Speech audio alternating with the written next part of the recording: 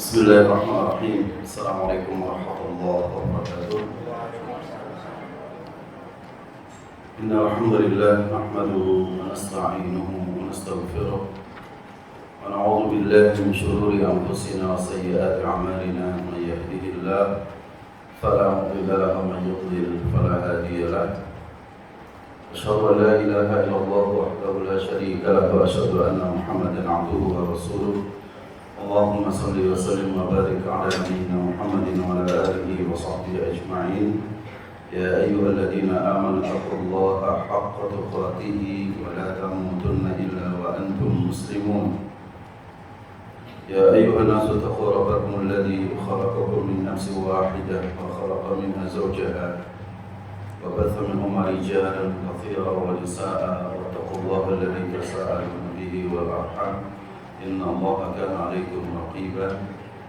Ya ayyuhalladzina amanu taqullaha wa qulu qawlan sadida yuslih lakum a'malakum wa yaghfir lakum dhunubakum wa man yuti'illaha wa rasulahu faqad faza fawzan 'azima. Amma ba'd, fa inna asdaqal hadithi kitabullah wa khairal hadi Muhammadin sallallahu alaihi wasallam wa syarrul umuri muhdatsatuha wa kullu muhdatsatin bid'ah wa kullu bid'atin dhalalah wa kullu dhalalatin finnar. Ikhwatal iman wal akhwat, a'azzani Allah. Alhamdulillah, kita bersyukur kepada Allah Subhanahu wa taala di kesempatan pagi hari ini kembali kita dalam majelis Selasa kita, yaitu dari kitab Prinsip Dasar Islam yang ditulis oleh guru kita Fadilatul Ustaz Yazid bin Abdul Qadir Jawas hafizahullah wa mata'ahu bisihhati wal afiyati. Amin. Di kesempatan yang lalu kita sudah mengakhiri pembahasan kita dari bab yang keempat, yaitu asas Islam adalah tauhid dan menjauhkan syirik. Kita tahu bahwa mentauhidkan Allah Subhanahu wa taala sekaligus menjauhkan perkara-perkara yang bisa menyebabkan kita menyekutukan Allah Subhanahu wa taala adalah misi utama dari seluruh para nabi dan para rasul. Seluruh para nabi dan para rasul dakwahnya adalah mengajak manusia untuk mentauhidkan Allah dan menjauhkan manusia dari berbuat syirik. Sebagaimana dijelaskan dalam surah An-Nahl yaitu ayat 36. Walaqad ba'atsna fi kulli ummatin rasulan an i'budullaha wajtanibut taghut. Kata Allah Subhanahu wa taala, sungguh telah kami utus pada setiap umat itu seorang rasul.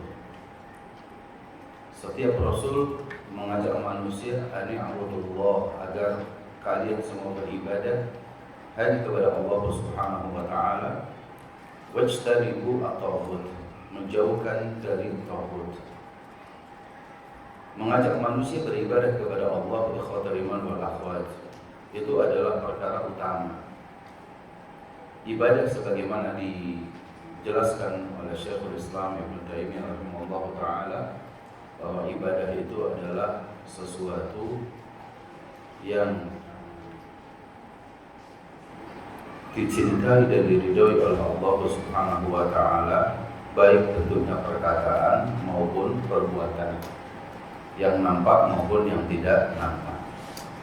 Segala sesuatu yang dicintai oleh Allah dan diridhoi oleh Allah Subhanahu wa taala, baik perkataan maupun perbuatan, yang nampak atau yang tidak nampak. Itu makna ibadah. Ibadah itu adalah segala sesuatu yang dicintai oleh Allah, diridhoi oleh Allah Subhanahu wa taala, baik bentuknya perkataan atau perbuatan, yang nampak zahir maupun yang tidak nampak batin. Ketika Allah Subhanahu wa taala meminta kepada para nabi dan para rasul untuk mendakwahkan ibadah ini hanya kepada Allah Subhanahu wa taala, maknanya adalah agar manusia semuanya dalam perkataannya dan dalam perbuatannya itu dilakukan hanya untuk Allah Subhanahu wa taala. Sesuai dengan apa yang dikehendaki oleh Allah, bukan ibadah yang sesuai dengan kehendak diri sendiri. Kita beribadah itu dengan sesuatu yang Allah inginkan, yang Allah cintai, yang Allah ridhoi, bukan apa maunya diri kita, gitu. Ya, bukan apa maunya kita. Dan untuk menegakkan ibadah kita kepada Allah Subhanahu wa taala ini, Allah turunkan para nabi, Allah utus para nabi, Allah turunkan Al-Qur'anul Karim. Al-Quran untuk membimbing kita agar kita bisa beribadah dengan baik. Para nabi dan para rasul membimbing kita untuk membaca kitab ini. Jadi karena tauhid inilah, karena ibadah inilah, Allah mengutus para nabinya dan Allah menurunkan kitabnya. Untuk itu ketika ada penyimpangan tata cara beribadah kita kepada Allah Subhanahu wa taala, Allah meminta kepada kita kembalikan kepada Allah dan kembalikan kepada Rasulnya. Kembalikan kita kepada Allah maksudnya kita kembali kepada Al-Quran, kita kembali kepada kitab Allah. Jadi kalau ada permasalahan apapun, terutama dalam masalah din, dalam masalah perkara agama, jangan kembalikan kepada logika kita, jangan kembalikan kepada nafsu kita, tapi kembalikan kepada Al-Quran. Ya, kembalikan kepada kitabullah. Karena untuk masalah ibadah ini tidak ada ya yang lebih baik petunjuknya selain dari Al-Quran dan Sunnah Nabi kita yang mulia Sallallahu Alaihi Wasallam. Orang yang berhukum dengan Al-Quran dan Sunnah hukumnya pasti benar, hukumnya pasti adil. Tapi kalau kita kembalikan ibadah kita itu apa maunya kita, apa maunya logika kita, itulah yang terjadi banyak penyimpangan-penyimpangan yang ada. Ya. Jadi kalau kita menafsirkan ayat sesuai dengan apa maunya kita, nah itu yang repot. Jadi kita menafsirkan Al-Quran apa maunya Allah, dan itu yang diketahui oleh Rasulullah SAW. Rasulullah menyampaikannya kepada para sahabat. Itulah yang kemudian penjelasan Rasul itu disebut dengan sunnah. Maka Islam mengajarkan kepada kita apabila ada permasalahan apapun, maka terutama dalam masalah bagaimana cara kita beribadah kepada Allah Subhanahu wa taala, kembalikan kepada Al-Quran dan sunnah Nabi kita yang mulia Sallallahu Alaihi Wasallam. Yang kedua, wajtanibu tauhid, tinggalkan tauhid. Tauhid itu adalah segala sesuatu yang diagung-agungkan, yang sangat dicintai, yang sangat ditakuti selain Allah. Itu bisa menjadi tauhid bagi kita. Jadi tauhid itu adalah ma yu'badu min dunillah. Sesuatu yang disembah selain Allah itu tauhid. Ya. Sesuatu yang disembah selain Allah itu namanya tauhid. Sesuatu yang diibadahi selain Allah itu namanya tauhid. Tadi ibadah kita sudah tahu. Ibadah itu sesuatu yang dicintai dan diridhoi oleh Allah Subhanahu wa taala, bentuknya perkataan ataupun perbuatan, yang nampak atau yang tidak nampak. Jika ada orang yang menyembah selain Allah, ada yang ditakuti selain Allah, ada yang sangat dicintai selain Allah, maka sesuatu yang sangat dicintai melebihi cintanya dia kepada Allah, maka sesuatu itu namanya tauhid. Bentuknya bisa kekayaan, bentuknya bisa jabatan, bentuknya bisa dunia, gitu ya. Ya, makanya boleh seseorang mencintai dunia tapi ala kadarnya saja. Seorang suami mencintai istrinya, seorang istri mencintai suaminya. Kita suami istri mencintai apa yang telah kita usahakan dari harta kita. Kita punya rumah, karena itulah kita mencintai rumah itu, kita jaga rumah tersebut. Kita punya kendaraan yang kita upayakan kita untuk memenuhi kebutuhan kita. Kita cintai kendaraan tersebut dengan kita jaga dan yang lainnya. Tapi jangan sampai melewati batas. Jangan sampai melupakan Allah Subhanahu wa ta'ala. Jangan sampai melalaikan ibadah kita kepada kepada Allah. Kalau sampai segala sesuatu selain Allah kita cintai melebihi cinta kita kepada Allah, sesuatu itu bisa masuk dalam kategori tauhid. Ya.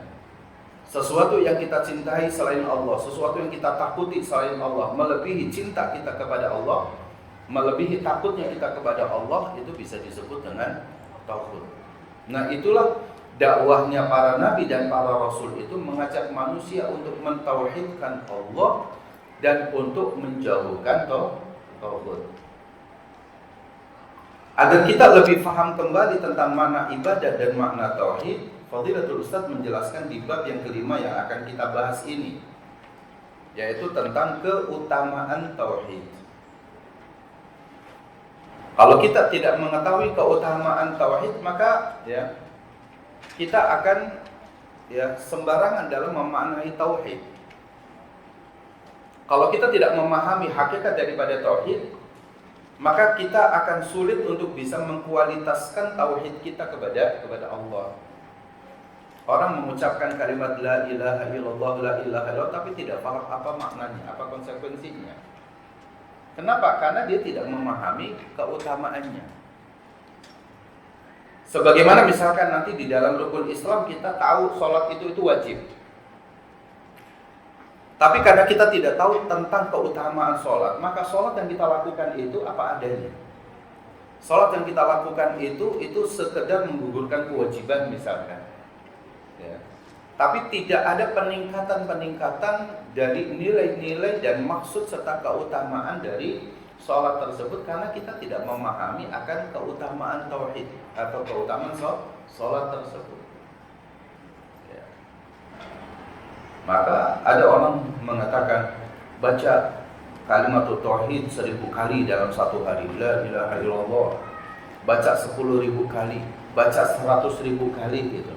Tapi keluar dari situ masih melakukan kesyirikan juga gitu. Kenapa? Karena dia tidak paham akan fadilah ataupun keutamaan dari kalimat tauhid tersebut. Kalau kita memahami keutamaan kalimat tauhid, ikhwatul iman wal akhwat a'azzani Allah, kita akan sungguh-sungguh ketika kita mengucapkan kalimat la ilaha illallah itu. Karena kita tahu betul kalimat la ilaha illallah itu bukan kalimat yang biasa-biasa saja. Kalimat yang paling ditakuti oleh orang yang bukan muslim itu adalah kalimat tauhid. Kalimat tauhid itu yang paling ditakuti. Bapak dan Ibu, ada satu kisah dulu sebelum masuk kepada pembahasan. Ini kisah ini terjadi pada zaman Bani Israel, di masa-masa Bani Israel. Ada seorang anak muda yang usianya mungkin masih kurang lebih di bawah 15 tahun. Dia kemudian berduel dengan seorang penyihir. Penyihir ini pemilik raja, ya, yang dimiliki oleh raja. Kata penyihir itu, dia mengatakan, saya sudah tua. Duhai raja, kirimkan kepada saya seorang anak muda yang saya akan ajarkan ilmu sihir untuk menggantikan saya nanti, sehingga kamu akan tetap dijaga oleh seorang penyihir. Dikirimlah anak muda ini. Anak muda ini kemudian ketika mau datang ke istana raja ini, dia bertemu dengan seorang rahib. Rahib itu pendeta dari ahlul kitab yang mukminun billah, dia beriman kepada Allah Subhanahu wa ta'ala. Sebelum sampai ke istana raja, duduklah ya anak muda ini di majelisnya sang pendeta ini. Dia duduk takjub dengan penjelasan-penjelasan yang luar biasa. Sampai suatu ketika kemudian anak ini tidak pernah melewatkan hari-harinya sebelum datang ke istana raja untuk bertemu dengan seorang penyihir, kecuali dia duduk di majelis seorang pendeta yang ahli ilmu ini. Duduk di situ sampai keimanannya itu kuat, kokoh. Sampai suatu ketika Allah berikan keutamaan kepada anak muda ini dengan apa? Dengan berbagai macam keahlian. Di antaranya orang yang buta bisa disembuhkan. Nah, salah satu dari pengawal raja ini, seniornya pengawal, ya, yang sangat dekat dengan raja ini, dia matanya buta. Lalu kemudian mendapatkan berita ada seorang anak kecil, anak muda usia di bawah 15 tahun bisa mengobati itu, maka datang dengan membawa hadiah yang sangat banyak. Akhirnya apa? Ya, diobati. Ya. Tapi sebelum diobati ini, orang yang buta, yang pengawal raja itu dia mengatakan, saya dengar kamu bisa menyembuhkanku dan bisa menyembuhkan orang-orang yang buta menjadi melihat kembali. Apa kata sang anak ini? Dia dari belajar dengan pendeta ini, dia mengatakan bahwa saya tidak bisa menyembuhkan seseorang, tapi yang menyembuhkan saya adalah Allah Subhanahu wa ta'ala. Lalu kata pengawal ini, man huwa Allah? Siapa Allah? Allahu Rabbuka wa Rabbi. Allah itu adalah Tuhanmu dan Tuhanku. Ini kan tauhid. Ini nilai-nilai tauhid. Kalau kamu setuju, kamu beriman terlebih dahulu kepada Allah, barulah aku akan berusaha untuk mengobatinya. Jadi mengatakan asyhadu an la ilaha illallah, dia beriman kepada Allah Subhanahu wa taala. Kita beriman kepada Allah, lalu kemudian anak muda ini berdoa kepada Allah, lalu kemudian diusapkan pada matanya dan dia melihat. Dia melihat. Pulanglah dia ke istana raja, bertemu dengan sang raja ini. Kok kamu bisa melihat? Dari mana ini? Ada seorang anak muda yang dia pintar. Sang raja mengatakan bahwa ini adalah sihir. Tapi kata orang ini, pengawal ini, dia bukan sihir. Lalu kalau bukan sihir, siapa yang telah menyembuhkan kamu? Yang menyembuhkan saya adalah apa? Tuhannya anak muda dan Tuhan saya. Tuhannya anak muda dan Tuhannya saya. Maka sang raja mengatakan, apakah ada Tuhan selain saya? Ada. Tuhanku dan Tuhanmu adalah Allah. Ini tauhid yang luar biasa. Sampai kemudian anak muda itu mendapatkan ujian, dia disiksa oleh sang raja ini. Dan terakhir permintaan sang anak ini adalah, anak muda ini mengatakan, kamu tidak akan pernah bisa membunuhku. Kamu membawa aku sampai ke atas bukit yang sangat tinggi. Lalu kamu menjanjikan kepada orang-orang itu, kalau saya tidak keluar dari agama ini, saya akan dilemparkan. Tapi buktinya apa? Gunung itu bergetar dan semua orang-orang kalian itu mati semuanya. Lalu kamu bawa saya ke tengah laut dan kamu berpesan kepada anak buah kamu, kalau saya murtad dari agama saya, dari keyakinan saya dan mengikuti agama kamu, maka kemudian ya ternyata itu nggak bisa. Perahu yang kami tumpangi itu kemudian apa? Malah berbalik, semuanya itu tenggelam kecuali saya yang Allah selamatkan. Maka kata anak muda ini, kamu tidak akan bisa membunuh saya kecuali dengan satu cara, yang itu cara itu akulah yang akan mengajarkan kamu agar kamu bisa membunuh saya. Ya, raja ini udah kesal sekali sampai dia mengatakan, gimana caranya? Caranya adalah kumpulkan rakyat semuanya di tempat satu lapang. Kumpulkan semua rakyatmu di tengah lapang semuanya. Lalu aku disalib, ya, saliblah aku. Jadi diikat tangan kanan, tangan kiri semuanya gitu di sebuah pohon. Dilakukan oleh sang raja ini. Lalu kemudian sudah dalam keadaan seperti itu, apa kata anak muda? Kamu ambil wahai raja anak panah, ya, masukkan dia ke busurnya dan arahkan ke pelipisku ini. Ya, arahkan ke pelipisku ini. Tapi tidak akan pernah bisa membunuh aku kecuali kamu mengucapkan saya beriman dengan Tuhannya saya. Gitu. Jadi begitu. Jadi barulah kamu lesatkan itu. Akhirnya apa? Dia sebelum melesatkan, Bismillahi wa rabbis sabi wa rabbil ghulam. Ya. Dengan menyebut nama Allah yang itu adalah Tuhannya si ghulam, Tuhannya dia gitu. Maka kalimat itu didengar semua oleh siapa? Ya, didengar semua oleh rakyatnya. Barulah kemudian dilepaskan anak panah itu dan persis yaitu menembus ke pelipisnya, dipegang oleh anak muda itu karena dengan darah yang mengucur itu mati anak muda tersebut. Tapi apa kata pengawalnya itu? Dia mengatakan, ya pengawal mengatakan, inilah keadaan yang paling mengkhawatirkan telah datang. Kamu sekarang ditinggal seorang diri, rakyat kamu semuanya beriman kepada Tuhannya si ghulam ini. Itu kalimat tauhid. Ya. Kisah ini memberikan gambaran kepada kita ikhwatal iman, kalimat tauhid itu memiliki pengaruh yang sangat-sangat luar biasa. Ya.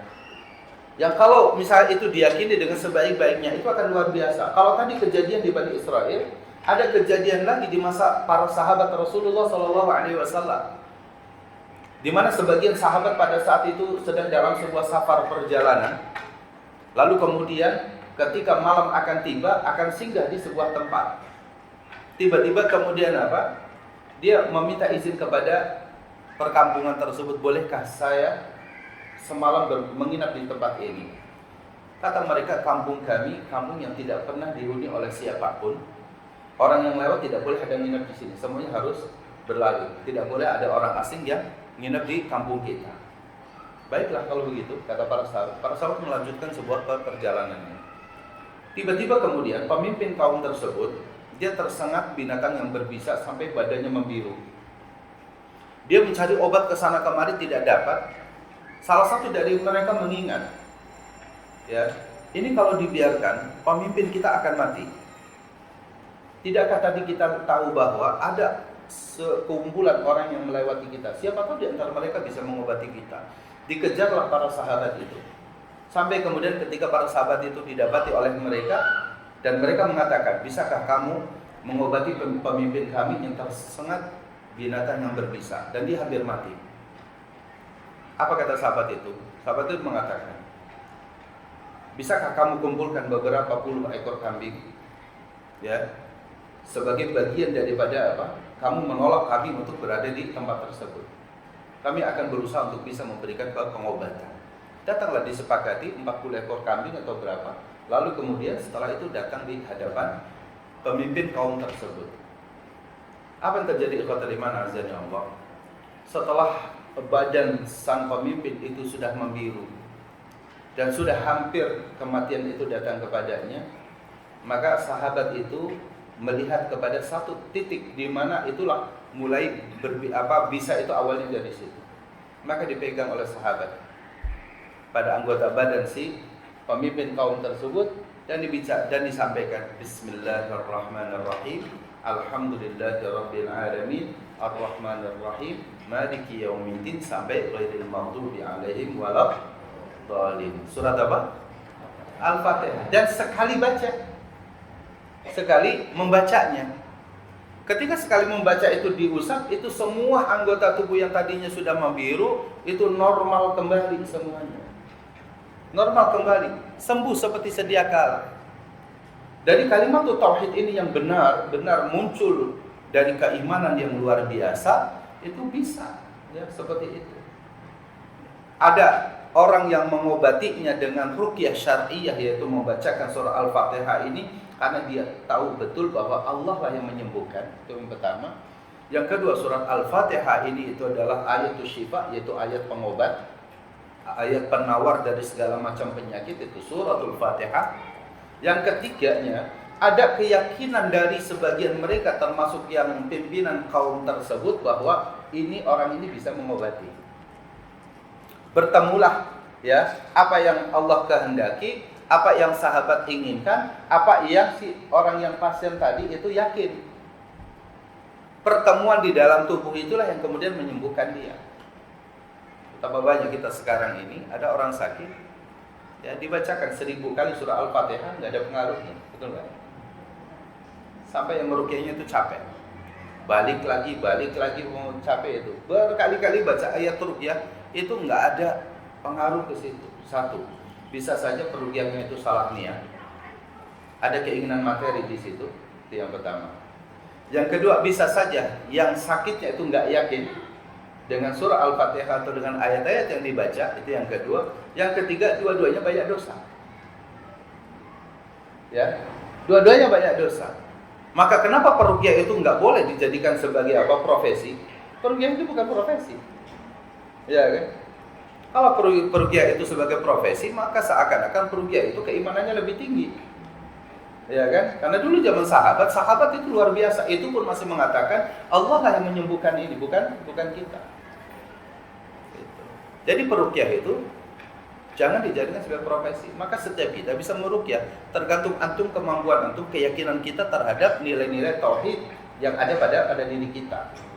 Sehingga kalau bisa ada dari keluarga yang sakit atau apa, tidak perlu menggunakan peruqyah yang lain, antum saja. Surat Al-Fatihah antum baca, ya kan? Di awal-awal surat Al-Baqarah antum baca, ayat kursi antum baca, akhir daripada surat Al-Baqarah antum baca, misalkan. Kemudian baca lagi misalkan Qul ya ayyuhal kafirun, Al-Ikhlas, Al-Falaq, An-Nas, terus saja berulang-ulang. Mungkin itu yang justru jauh lebih bisa mempercepat kesembuhan itu. Karena apa? Karena satu yang berusaha membacakannya adalah antum sendiri, kemudian yang sakit ada dari keluarga kita, itu yang akan lebih daripada ngundang orang lain. Gitu. Bahkan sebagian besar para peruqyah sekarang ini banyak yang kemudian mereka mencoba-coba saja, dan bahkan sebagiannya itu membuat trik-trik tertentu. Peruqyah yang tidak soleh gitu ya, peruqyah yang tidak soleh justru datang itu dengan membawa jinnya, ya, dengan membawa jinnya, yang seakan-akan bahwa di sini ada gangguan jin dan segala macamnya. Ini hati-hati terhadap para peruqyah di zaman sekarang gitu ya. Ruqyah ini sebagaimana tadi bermula dari kuatnya nilai-nilai tauhid yang ada pada diri kita. Untuk itu ikhwatul iman azza Allah, memahami keutamaan tauhid ini adalah perkara yang sangat penting bagi seorang muslim. Maka dijadikan bab khusus oleh Fadilatul Ustaz ya di dalam bab yang kelima, keutamaan tauhid. Beliau mengatakan orang yang bertauhid kepada Allah memiliki banyak keutamaan. Ya, beliau nukilkan dari kitab Al-Qaulus Sadid fi Maqasidit Tauhid. Ya, Al-Qaulus Sadid fi Maqasidit At-Tauhid, beliau mengatakan beberapa poin. Yang pertama, ikhwatal iman azza Allah, orang yang bertauhid kepada Allah akan dihapus dosa-dosanya. Itu yang pertama keutamanya. Kalau kita mentauhidkan Allah Subhanahu wa taala dengan tauhid yang benar-benar mentauhidkan Allah, maka akan dihapus segala dosa-dosa kita. Sebanyak apapun dosa kita itu, Allah akan hapuskan dosa-dosa kita. Dalam hadis qudsi, ya, dalam hadis qudsi Allah Subhanahu wa taala berfirman, "Ya bani Adam, duhai anak Adam, innaka law ataitani biqurabil ardi khataya." Seandainya engkau datang kepadaku dengan dosa sepenuh bumi. Itu luar biasa. Allah Subhanahu wa taala dalam hadis qudsi ini mengatakan, "Ya bani Adam, innaka law ataitani biqurabil ardi khataya."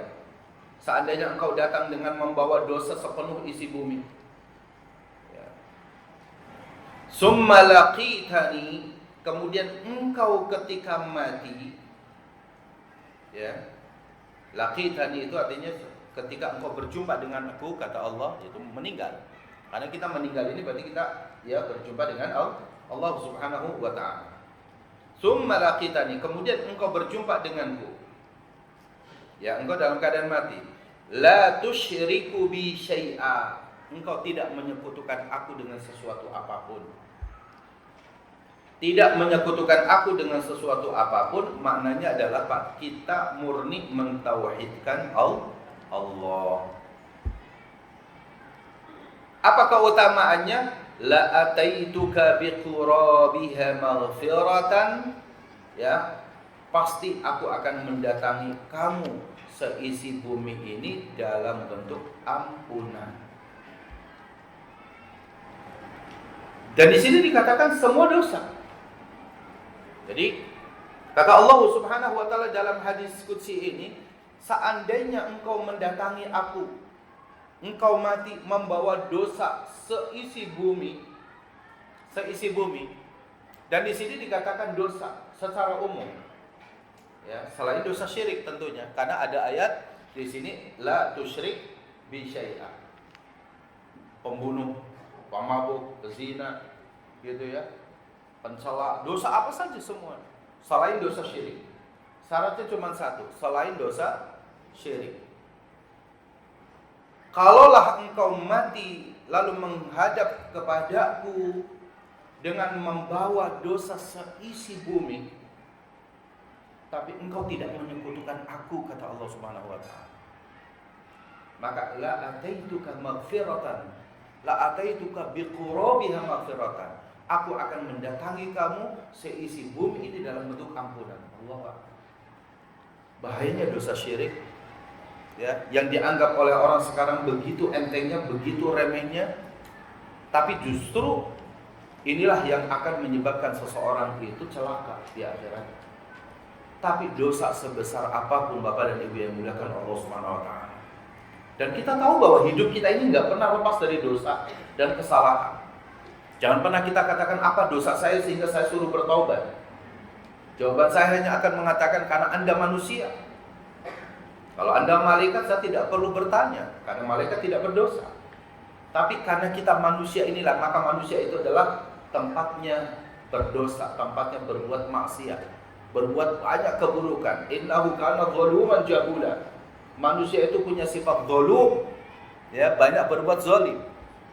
Atau jahul, manusia itu banyak ketidaktahuannya. Dia nyakiti orang tapi saya nggak sengaja. Pada orang udah tersakiti.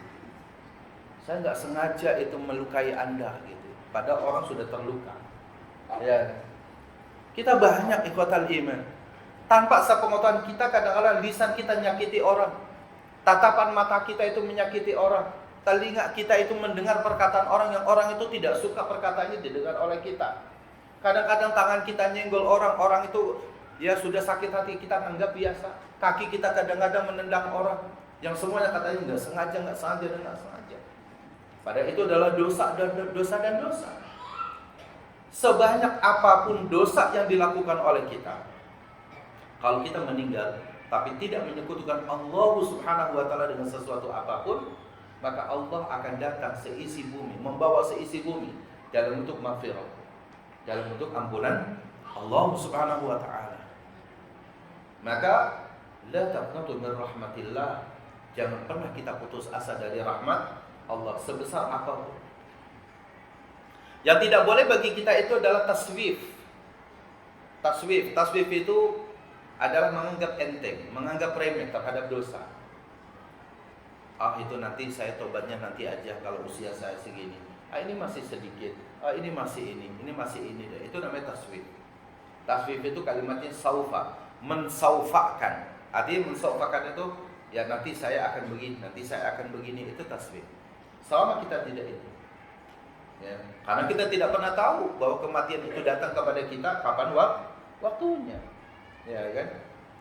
Sehingga jangan sampai kita mendekati perkara-perkara yang menyebabkan diri kita kepada kesyirikan. Tapi kalaupun kemudian seumur hidup kita pernah melakukan sebuah kesyirikan, tapi kemudian saat ini kita tersadarkan, lalu kita bertaubat kepada Allah dengan taubatan nasuha, kita tinggalkan berbagai macam kesyirikan tersebut, maka insya Allah Ta'ala Allah Jalla fi'ula akan mengampuni dosa syirik kita. Dan kita kembali bersih ketika menghadap Allah Subhanahu wa taala. Itu yang pertama. Jadi yang pertama ini keutamaan orang yang mentauhidkan Allah Subhanahu wa taala, dia akan dihapuskan seluruh dosa-dosanya. Jika kita tahu keutamaan ini Bapak dan Ibu sekalian yang luar biasa, kita perlu menjaga nilai-nilai ketauhidan itu dalam diri kita. Ya, sebagaimana orang-orang Nasrani, sebagaimana orang-orang Ahlul Kitab takut dengan kalimat ini gitu ya. Maka kita harus mencintai kalimat ini. Walladzina amanu asyaddu hubban lillah. Dan orang-orang yang beriman itu harus asyaddu hubban. Cintanya itu harus sangat besar lillah untuk Allah. Jadi mencintai kalimat ini kalimat yang cintanya itu bukan hanya di lisan saja, tapi masuk dalam pikiran, masuk dalam hati kita. Itu kita harus mencintai kalimat la ilaha illallah. Kalimat yang harus senantiasa dijaga oleh kita. Kalimat yang tidak boleh sembarangan. Kalimat yang harus kita tahu la ilaha, tidak ada ilah, tidak ada Tuhan yang berhak diibadahi oleh kita. Kita tidak boleh beribadah kepada siapapun illallah kecuali hanya kepada Allah. Inna salati wa nusuki wa mahyaya lillahi rabbil alamin. Itu poin yang pertama. Yang kedua, Bapak dan Ibu yang dimuliakan Allah Subhanahu wa taala. Orang yang bertauhid kepada Allah, ya kalau kita mentauhidkan Allah Subhanahu wa taala, akan mendapatkan petunjuk yang sempurna di dunia ini. Akan mendapatkan petunjuk, akan mendapatkan hidayah yang sempurna. Akan mendapatkan bimbingan terus di dunia ini. Orang yang mentauhidkan Allah hidupnya terbimbing. Ya, hidupnya terbimbing. Dan kelak di akhirat akan mendapatkan rasa aman. Ya, ini luar biasa. Allah Subhanahu wa taala mengkabarkan kepada kita, orang yang mentauhidkan Allah Subhanahu wa taala di dunianya itu terbimbing hidupnya. Ya, di dunianya itu dia tidak tidak was-was, tidak gamang, tidak cepat putus asa. Orang yang mentauhidkan Allah di dunianya itu dia hidup dalam ketenangan jiwanya. Orang yang mentauhidkan Allah Subhanahu wa taala, petunjuk itu terus membimbingnya sampai detik-detik kematiannya. Sampai detik-detik kematiannya, dalam keadaan sakaratul maut pun orang yang mentauhidkan Allah itu dibimbing oleh para malaikat. Dalilnya apa? Yaitu surah Al-An'am ayat 82. Ya, surah Al-An'am ayat 82, Allah Subhanahu wa taala berfirman, "Alladzina amanu wa lam yalbisu imanahum bidzulmin." Orang-orang yang beriman, wa lam yalbisu imanahum, dan tidak mencampur adukan keimanan mereka bidzulmin dengan kezaliman. Kezaliman di sini adalah kesyirikan. Ulaika lahumul amnu, bagi mereka akan mendapatkan rasa aman, yaitu di akhirat. Wahum muhtadun, dan mereka mendapatkan petunjuk. Alladzina amanu, orang-orang yang beriman. Walam yalbisu imanahum bidzulmin, dan orang-orang yang tidak mencampur adukan keimanan mereka dengan kesyirikan. Ulaika lahumul amnu, bagi mereka itu keamanan, rasa aman nanti di akhirat itu. Orang yang dia dikabarkan bahwa dia meninggal terus dalam menjaga ketauhidannya, ketika dibangkitkan oleh Allah dia akan mengatakan, hadza ma wa'adahu rahman, inilah yang telah dijanjikan oleh Allah Subhanahu wa taala, yaitu hari kebangkitan. Dan dia mendapati ketenangan dalam dirinya. Meskipun kita tahu huru hara kiamatnya itu luar biasa, ya, huru hara kiamat yang luar biasa, tapi orang yang beriman dia akan mengatakan, hadza ma wa'adahu rahman. Tapi lihat misalkan orang-orang yang tidak menjaga ketauhidannya di dunia, maka dia akan bertanya ketika dibangkitkan oleh Allah Subhanahu wa taala, man ba'atsana min marqadina, ini siapa yang berani membangunkan aku dari tempat tidurku ini, yaitu di kuburan. Tapi orang yang mukmin dia, inilah hadza ma wa'adur rahman wa sadaqal mursalun, dalam surah Yasin. Dan benarlah apa yang disampaikan oleh para rasul, bahwa manusia itu ketika dibangkitkan oleh Allah Subhanahu wa taala, tapi dia memiliki nilai-nilai keimanan dalam dirinya, ketauhidan itu terjaga, maka dia akan tenang ketika menghadapi hari akhirat. Tidak ada rasa takut yang luar biasa. Wa hum muhtaduna, dan mereka di dunia ini terus terbimbing hidayahnya, terbimbing petunjuknya. Maka di antara permohonan kita yang paling banyak adalah memohon agar kita ditunjuki jalan yang lurus. Ihdinas siratal mustaqim. Ihdinas siratal mustaqim. Nah, ikhwatal iman, a'azanallahu wa iyyakum ajma'in. Ketika terbimbing pada jalan yang lurus, maka orang yang mukmin dia dengan salat 5 waktunya yang ia jaga, karena ini perwujudan dari nilai-nilai ketauhidan dia. Zuhur dia ambil air wudu. Air wudu menghapuskan dosa-dosa kecilnya dia. Lalu kemudian dia pergi ke masjid, gitu ya. Setiap langkahnya Allah berikan satu kebaikan, Allah hapus satu keburukan, Allah tingkatkan satu derajat baginya. Kalau 10 langkah dari rumahnya, maka 10 kebaikan Allah tambahkan, 10 keburukan Allah hapus, 10 derajat Allah tinggikan. Bagaimana kemudian kalau ratusan langkah dia? Ya, kalau dia ratusan langkah, maka ada di zaman sahabat dari kabilah Bani Salim, dia mengatakan, ya, dia diterik matahari yang sangat panas. Ada sekelompok sahabat, yang rumahnya itu sangat jauh dari Masjid Nabawi, diterik matahari yang sangat panas di Ar-Ramdha. Ramdha itu Ramadan gitu ya, itu sangat panas sekali. Ramdha itu adalah musim panas yang luar biasa, di mana matahari itu seperti membakar tubuh kita. Sekarang mungkin 48 aja udah luar biasa di Saudi. Ya, 48. Panas luar biasa. Sudah panas, anginnya juga panas juga nempel di pipi kita itu. Ya kan? Ada sebagian sahabat yang rumahnya itu jauh dari Masjid Nabawi, lalu kemudian bertemu dengan sahabat yang lain yang rumahnya dekat dengan Masjid Nabawi. Apa kata yang rumahnya dekat dengan Masjid Nabawi? Dia mengatakan, "Ala tashtari ba'iran, ala tashtari khimaran." Kenapa engkau tidak membeli apa? Tidak membeli unta. Kenapa kamu tidak membeli apa? Tidak membeli keledai yang bisa apa? Engkau kendarai dari rumah kamu menuju ke Masjid Nabawi agar apa? La tuhariqus syams. Tidak terbakar oleh matahari. Apa sahabat ini mengatakan? Bukankah Nabi kita yang mulia sallallahu alaihi wasallam mengatakan setiap langkah kaki kita ini menuju masjid, Allah berikan satu kebaikan setiap satu langkah. Allah hapus satu keburukan, Allah angkat satu derajat. Tidakkah aku orang yang menginginkan itu semua aku dapati? Maka jangankan kita membeli apa, untuk membeli tanah di samping Masjid Nabawi, untuk sekedar membeli seekor keledai pun aku tidak mau. Maka sahabat ini hingga akhir hayatnya terus berjalan kaki. Apa ketika hal itu disampaikan kepada baginda Rasulullah SAW tentang keadaan sahabat-sahabat beliau yang luar biasa? Kata Rasul, jama'allahu lahul khair. Allah telah menghimpun semua kebaikan ada padanya. Itu luar biasa. Inilah nilai-nilai tauhid. Ya. Allah bimbing dia dengan segala kesulitannya pun, orang seperti ini dengan tahu dia satu amalan sholat saja, itu luar biasa. As-salawatul khamsu kafaratun lima bainahuma. Salat 5 waktu, antara salat 5 waktu, zuhur ke asar, asar ke maghrib, maghrib ke isya, isya ke subuh, subuh ke zuhur, kafaratun lima bainahuma.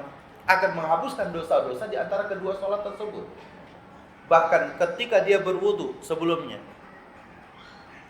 tatasaqat adzunub, ya, berguguran dosa-dosa kita, kama tatasaqat alwaraq minal asyjar, sebagaimana daun-daun kering berguguran dari pohon-pohonnya, dari berwudu.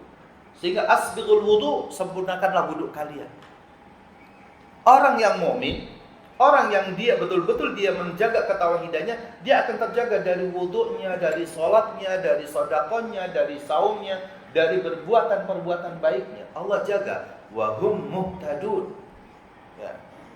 Sementara orang yang tidak menjaga ketauhidannya, kita lihat misalnya waktu sholat tiba, dia biasa saja, tidak tergerak hati, karena kurang memahami akan keutamaan kalimat tauhid.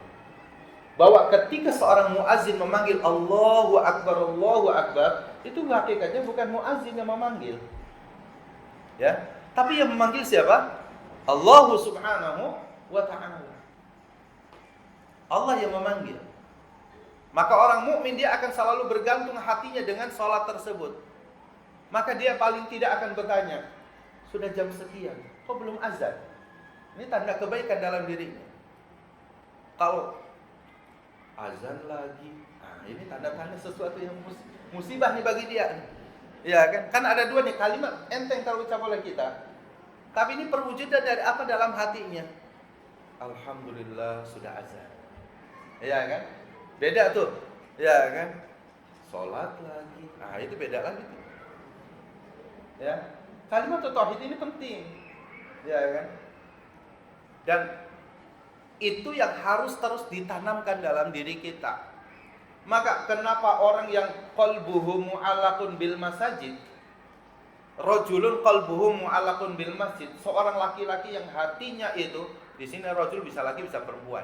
Kalau disebutkan rajul saja laki dan perempuan. Qalbuhu, hatinya itu mu'allaqun, bergantung, fil masjid, di masjid, akan mendapatkan naungan Allah pada hari kiamat, di mana tidak ada naungan selain naungan Allah Subhanahu wa ta'ala. Termasuk 7 golongan nih. Ya, sab'atun yudhilluhumullah yauma la dhilla illa dhilluh. 7 golongan manusia yang akan mendapatkan naungan Allah, tidak ada naungan pada hari itu kecuali naungan Allah Subhanahu wa ta'ala. Salah satu dari mereka rajulun qalbuhu mu'allaqun bil masjid. seseorang yang hatinya bergantung dengan masjid bertanya, kapan waktu sholat? Kapan sholat? Kok belum azan? Kok belum ini? Gitu. Lalu ketika mendengar azan, segera diambil air wudhu. Sesibuk apapun, antum punya toko. Wallahi, toko itu tidak akan mengenyangkan bapak dan ibu sekalian. Uang yang kita miliki ini, ketika kita berdagang, tidak akan membuat kita ini bahagia selamanya. Ya kan? Tapi coba bandingkan sesaat saja ketika dengar azan tertulis gitu, mohon maaf selama azan, selama sholat kami tutup terlebih dahulu. Semua orang nanti akan tahu. Mungkin hari itu ya ada orang yang kesal, ya lagi datang kepada kita, ya kita layani sebentar, tapi kemudian apa? Kemudian kita tutup. Ada orang datang lagi, pelanggan kita datang ke toko kita, lalu ya tutup. Padahal di situ ada tulisan selama sholat kami tutup. Gitu. Tapi setelah itu orang akan tahu kalau betul-betul produk yang kita itu bagus, kualitasnya bagus, dicari dan segala macam. Mau kita tutup selama 1 jam pun, azan sholat zuhur, ada zikir, ada makan siang gitu, tutup jam 1, pasti sudah antri di depan. Allah tidak akan mengurangi rezeki kita sedikit pun, dan Allah tidak akan mengurangi sedikit pun dari apa yang mesti Allah berikan pada hari itu. Nggak perlu kita gelisah misalkan, wah sampai kita jaga dagangan gitu ya, sampai lupa sholat, sampai lupa ini gitu. Begitupun pekerjaan kita di kantor. Ketika dengar azan tutup, ya, udah tutup laptopnya, kita matikan terlebih dahulu. Bismillah kita sholat. Ya, karena ini adalah yang memanggil kita Allah Subhanahu wa Ta'ala. Kalau kita dipanggil bos kita aja kita segera, ya kan? Apalagi Allah Subhanahu wa Ta'ala yang memanggil kita. Orang yang hidupnya penuh dengan nilai-nilai ketauhidan akan terus diberikan petunjuk sampai akhir-akhir menghadapi kematiannya. Dalam hadis yang diriwayatkan oleh Imam At-Tirmidzi dikatakan, Innallaha, sesungguhnya Allah, idza ahabbal 'abda ista'malahu. Apabila Allah cinta kepada seorang hamba, Allah akan menjadikan hambanya tadi itu pegawainya Allah Subhanahu wa Ta'ala. Luar biasa, ya. Idza ahabba, innallaha, sesungguhnya Allah, idza ahabbal 'abda, apabila Allah mencintai seorang hamba, ista'malahu, Allah akan menjadikan hamba tadi sebagai pegawainya Allah. Luar biasa tuh, ya. Kita dijadikan oleh Allah sebagai pegawainya Allah Subhanahu wa Ta'ala. Qalu, para sahabat bertanya, kaifa yasta'miluhu? Bagaimana Allah menjadikan jadi sebagai pegawainya Allah Subhanahu wa Ta'ala? Bagaimana cara Allah menjadikan kita sebagai hamba Allah, pegawainya Allah Subhanahu wa Ta'ala? Qal, Rasul sallallahu alaihi wasallam mengatakan, yasta'miluhu bima yuwaffiquhu ilal khairi baina yaday mautihi. Allah akan menjadikan hamba tadi yang Allah cintai sebagai pegawainya Allah untuk terus melakukan kebaikan di ambang kematiannya. Ya, contoh kasusnya adalah bahwa ketika Umar bin Khattab radhiyallahu anhu ketika sudah dihunjam ya dari belakang itu, dan darah itu mengucur mana-mana, sampai para sahabat itu berusaha untuk menyeka darah tersebut, dan dia mengangkat sahabat yang muda, Amirul Mukminin Umar bin Khattab radhiyallahu anhu, ke tempat pembaringannya. Darah masih kemana-mana, masih mengucur. Ya, orang-orang ramai di sana, bahwa Khalifah Amirul Mukminin ditikam dari belakang, ditikam ini, wah ramai sekali pada saat itu. Umar bin Khattab tenang, dia menghadapi hal itu. Ya, dia terus berzikir kepada Allah Subhanahu wa Ta'ala. Di ambang kematian Umar bin Khattab ada satu peristiwa yang luar biasa. Yaitu apa? Ketika ada seorang laki-laki datang di hadapan Umar bin Khattab dan mengatakan, ya Umar, erti ya bima qada Allah tabaraka wa ta'ala. Ridholah terhadap apa yang telah Allah takdirkan untukmu. Nasihati khalifah. Luar biasanya. Mungkin orang dalam keadaan sakit, ya tidak mengapa dinasihati, kan? Tapi ketika Umar bin Khattab menengok ke arah laki-laki ini, ternyata laki-laki ini isbalu izaluhu, kainnya itu sampai menyapu lantai. Kain yang dia kenakan tuh, jubahnya dia nih menyapu ke lantai. Apa kata Umar? Irfa' thawbak. Dengan menahan apa? Dengan menahan rasa sakit karena dia terhunjam itu. Tapi Umar ingin mengatakan irfa' thawbak. Angkat. Itu kalau bahasa kita. angkat itu kainmu itu. Akhirnya diangkat. Irfa thawbak, angkat lagi. Irfa sampai 3 kali itu. Sampai betul-betul berada di atas mata kakinya. Setelah itu Umar wafat. Wafat. Apa faedah dari hadis ini, riwayat ini? Umar bin Khattab di akhir hayatnya dalam keadaan yang sakit menahan ya darah yang turun seperti itu dari hunjaman itu, ya, tapi masih mengajarkan kebaikan kepada siapa? Kepada orang. Ya kan? Sampai di akhir wafatnya masih mengajarkan kebaikan kepada orang. Bahwa isbalul izar itu masalah. Itu yang harus segera diangkat kainnya. Lalu kemudian wafat. Nah, banyak sekali kisah-kisah yang indah di kalangan para sahabat bahwa ketika Allah mencintai suatu kaum, maka Allah akan menjadikannya sebagai pegawainya Allah Subhanahu wa taala. Para sahabat bertanya, bagaimana caranya Allah menjadikan dia sebagai pegawai? Yaitu memberikan taufik dan hidayah, petunjuk untuk tetap mengamalkan satu kebaikan di ambang kematiannya. Ya. Mungkin ada orang di mana, ya, seperti misalkan contoh, ada kisah seorang yang kita sudah tahu kisahnya di Bani Israel, ada orang yang membunuh 99 nyawa, ya kan? Bertanya kepada orang yang dianggap berilmu, tapi hakikatnya dia tidak berilmu. Ya, maka ditanyakan, apakah saya punya taubat? Nah, kamu udah kebanyakan membunuh 99. Sulit Allah mengampuni taubat kamu, itu susah. Ya, dia sok tahu dia. Ya kan? Jangankan 99, satu nyawa itu memang ayatnya betul mengatakan. Kalau kita di dalam Al-Qur'an, ayatnya seorang pembunuh yang membunuh seorang muslim, gitu, seorang muslim aja dibunuh oleh dia, itu seperti dosanya seperti membunuh seluruh manusia. Gimana dia membunuh 99 nyawa? Ya kan? Maka enggak ada tobat bagi kamu, enggak ada. Udahlah, tanggung, dibunuh dia. Jadi 100. Tapi keinginannya terus bertaubat, keinginannya dia bertaubat, Allah terus membimbing dia nih. Seorang pendosa nih, Allah ingin dia itu jadi baik. Maka apa? Allah sedang mencintai dia. Allah sedang yasta'miluhu, menjadikan dia pegawainya Allah Subhanahu wa taala. Dia bertanya lagi kepada ahlul ilmi min ahlil ardh. Dia tanya kepada seorang ulama yang ada di muka bumi itu. Dia tanya ke sana, "Saya sudah membunuh 100 orang. Saya punya kesempatan bertobat atau enggak?" Apa kata seorang ahlul ilmi ini? Dia mengatakan, "Ma yahulu bainaka wa baina taubat." Tidak ada yang menghalangi kamu untuk bertobat. Kamu tetap punya kesempatan untuk bertobat. Tapi tinggalkan tempat tinggal kamu itu. Karena kamu bertempat tinggal di situ, itu tempatnya banyak berbuat dosa. Tidak ada orang yang beribadah di sana. Tinggalkan kamu tempat itu, hijrahlah ke tempat di mana di sana ada orang-orang menyembah Allah. Ya. Fa'bud ma'ahum, fa'budillaha ma'ahum. Sembahlah Allah bersama mereka itu. Ahlul ilmi kan nggak tahu nih, ulama ini nggak tahu kalau dia mau mati, ya. Nggak tahu dia. Cuman ahlul ilmi dia berfatwa dengan ilmunya. Dia mengatakan apa? Kamu hijrahlah, tinggalkan tempat tinggal kamu yang banyak dosa itu ke tempat yang kamu di sana bisa beribadah. Kamu pergi ke sana. Akhirnya apa? Siap-siap langsung pergi dia. Tinggalkan betul-betul, hijrah dia. Dalam perjalanan datanglah sakaratul maut dan mati dia di tengah perjalanan tersebut. Malaikat azab mengatakan, ya udah gemes kan, udah 100 orang dibunuh. Ya kan, malaikat maut ya udah pokoknya ini jatah saya gitu. Ada yang mengatakan, hada nasibi, ini bagianku.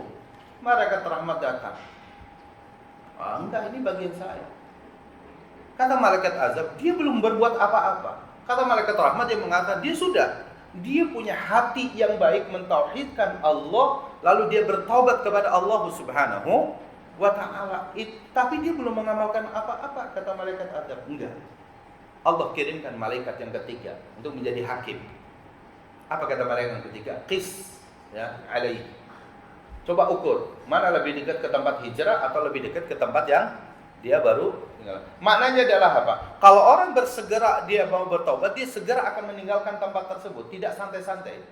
Ya kan? Ini tempat berbuat apa? Ini tempat berbuat dosa. Ini tempat yang dia akan bertobat. Maka apa? Dia ingin tinggalkan dosa ini dengan segera. Maka apa? Dia segera tuh melakukan sebuah perjalanan agar dia bisa mencapai ke sana. Di tengah perjalanan, maka apa? Ternyata dia meninggalnya di sini. Ini jauh, yang ini dekat. Ini tandanya apa? Shadiqun billah. Dia jujur taubatnya kepada Allah Subhanahu wa taala. Jujur ketauhidannya dia kepada Allah Subhanahu wa taala. Setelah diukur, oh lebih dekat ke sini. Tuh kan, kata malaikat rahmat, ini bagianku. Ini bagianku. Kalimat tauhid ini perkara yang sangat penting, ya. Bukan masalah banyak amalnya atau tidak. Karena kita tidak akan masuk surga karena banyak-banyakan amal kita. Ya kan? Tapi amal yang paling baik, amal yang kualitasnya paling baik. Walladzi khalaqal mauta wal hayata liyabluwakum ayyukum apa? Ahsanu amala. Itu dicatat oleh kita. Ahsanu amala. Amal yang paling baik. Bukan aksaru amala, bukan yang paling banyak amalnya. Orang Khawarij amalnya kalah kita semua tuh sama orang Khawarij, kata. Ini yang mengatakan Rasul sallallahu alaihi wasallam di kalangan para sahabat. Kamu akan takjub dengan amalannya orang Khawarij. Sholatnya seakan-akan itu panjang sekali sholat mereka, bacaannya panjang, sedekahnya luar biasa, tilawah Al-Qur'annya luar biasa. Tapi bacaan mereka tidak melampaui kerongkongan mereka. Dia beribadah hanya dengan rasa takut dia kepada Allah, tidak ada harapan kepada Allah, tidak ada rasa khosyah, tidak ada rasa harap, tidak ada rasa cinta dalam ibadah tersebut. Muslim yang sejati, Muslim yang mentauhidkan Allah, dia memiliki dasar dalam ibadahnya tiga hal. Mahabbatullah, cinta kita kepada Allah. Ar-raja billah, berharap hanya kepada Allah. Al-khosyah lillah, dia takut kepada Allah Subhanahu wa taala. Orang yang hanya beribadah dengan takut saja, ini Khawarij ibadahnya. Kata para ulama mengatakan, orang yang beribadah hanya takut saja kepada Allah, ini ibadahnya orang Khawarij. Ya. Orang yang hanya beribadah hanya berharap-harap saja kepada Allah, ini ibadahnya orang Murji'ah. Orang Murji'ah. Tapi Ahlus Sunnah wal Jamaah beribadah kepada Allah dengan menanamkan tiga hal. Salat, kita cinta kepada salat. Ya kan? Kita cinta kepada salat kita. Kita berharap dengan salat kita ini Allah berikan kebaikan untuk kita. Kita dengan salat ini Allah berikan rezeki kepada kita. Kita salat ini Allah berikan nikmat kepada kita. Ada harapan. Karena kalau tidak ada harapan, orang salat ya sudah biasa aja gitu. Ya kan? Tapi orang yang beribadah karena cinta itu berbeda. Ya kan? Orang yang beribadah karena ada harapan ini berbeda. Ditambah yang ketiga, ada rasa takut yang luar biasa. Maka apa? Rasa takut yang luar biasa disertai dengan harapan, disertai dengan cinta, sholatnya dia khusyuk, kualitasnya tinggi. Itulah ibadahnya Ahlus Sunnah wal Jamaah. Gitu. Ini ibadah Ahlus Sunnah wal Jamaah, dan dia terus akan terbimbing seperti itu sampai apa? Min baini yadai mautihi, sampai dia dijadikan pegawainya oleh Allah, melakukan kebaikan itu sampai di ambang kematiannya. Sesaat setelah mau meninggal itu betul-betul datang malaikat kepadanya. Ya.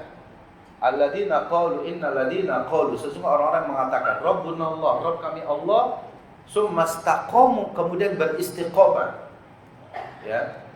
Orang-orang yang meneguhkan ketauhidannya dalam diri dia, hanya Allah saja yang dia sembah. Summastaqamu, kemudian dia istiqomah. Istiqomah menjalankan apa?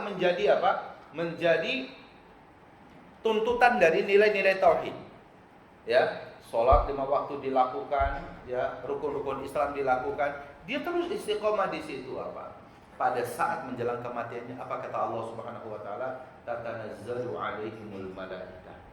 Malaikat itu datang Bapak dan Ibu sekalian kepada kita kalau kita mukminun billah.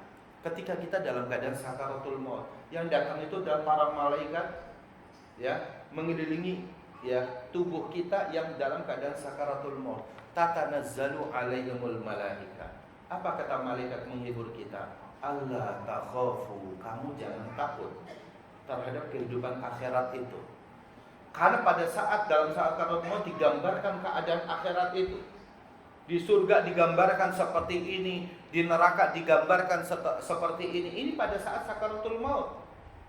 Dan itu Allah Subhanahu wa taala mengkabarkan itu melalui lisan Rasulnya sallallahu alaihi wasallam ketika seorang muslim yang mukmin billahi azza wa jalla dia berada dalam sakaratul mautnya, didatangi oleh malaikat maut, lalu kemudian digambarkan surga dan neraka itu. Surga tempatnya seperti ini, neraka seperti ini. Malaikat yang menjaga kita turun tatanazzalu ilmul malaikat, memberikan kabar gembira kepada kita. La takhafu, alla takhafu. Kamu jangan takut. Al-Imam Ibnu Katsir rahimahullah taala mengatakan, kamu jangan takut akan kehidupan akhirat. Kamu akan berada di dalam kuburan. Kuburan itu begini. Nanti kamu akan dibangkitkan dan kamu akan masuk surga. Surga keadaan seperti ini. La takhafu wa la tahzanu. Jangan kamu sedih meninggalkan keluarga yang ada di dunia, meninggalkan harta di dunia, meninggalkan apa saja yang ada di dunia. La tahzanu, jangan sedih. Kenapa? Al-akhiru khairun laka minal ula. Akhirat lebih baik daripada dunia. Maka Pak Bunda dia meninggal. Dia meninggal. Sudah diberikan hiburan oleh malaikat. Hiburan malaikat untuk kita pada saat sakaratul maut ini hiburan yang luar biasa. Karena terakhir malaikat mengatakan, wa abshiru bil jannati allati kuntum tu'adun, kabar gembira untuk kamu dengan surga yang Allah janjikan untuk kamu. Ini luar biasa. Ya. Itu kepada orang-orang yang apa? Orang-orang yang dia menjaga ketauhidannya seumur hidupnya, dia dijaga oleh Allah. Wahum muhtadun, dalam surah Al-An'am tadi, wahum muhtadun, mereka itu ada orang mendapatkan petunjuk, mendapatkan bimbingan dari mulai balighnya sampai mulai akan meninggalnya, dijaga oleh Allah Subhanahu wa taala. Wahum muhtadun. Kemudian yang ketiga, ikhwatal iman azza Allah. Keutamaan orang yang bertauhid kepada Allah Subhanahu wa taala apa? Akan dihilangkan kesulitan dan kesedihannya di dunia dan akhirat. Ya, orang yang menjaga ketauhidan, Allah akan hilangkan kesulitan dia dan kesedihannya dia di dunia dan di akhirat.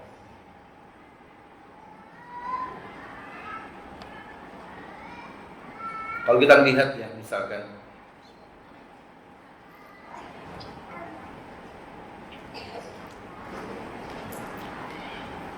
potret kehidupan orang-orang di negeri muslim, yang dia muslim, dia tinggal di negeri Islam, dengan potret kehidupan orang-orang, misalkan kan kita mudah sekarang di dunia, kita sama-sama bisa melihat, antum bisa cross check terhadap apa yang kita sampaikan melalui media internet saat ini begitu mudahnya, ya.